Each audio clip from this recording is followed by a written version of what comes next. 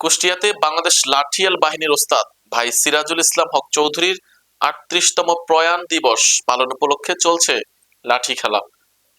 এ বিষয়ে বিস্তারিত থাকছে এম এ শাহিন হোসেনের প্রতিবেদন।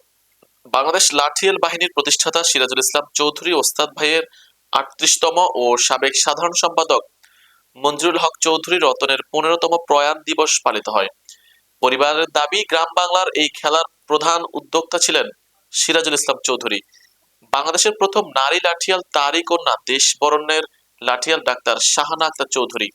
শনিবার ৬ ডিসেম্বর বাংলাদেশ লাঠিয়াল বাহিনীর কেন্দ্রীয় দপ্তর কুষ্টিয়া শহরের পূর্ব মজমপুরে আলোচনা সভা ও দোয়া মাহফিল অনুষ্ঠিত হয়।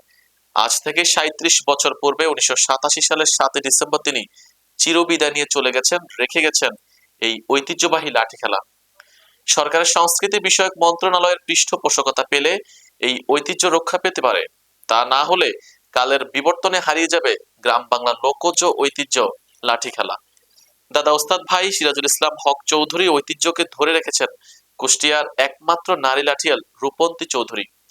বাংলাদেশ লাঠিয়াল বাহিনীর মধ্যযুগের পর যুগ অমর হয়ে থাকবে ওস্তাদ ভাই সিরাজুল হক চৌধুরী।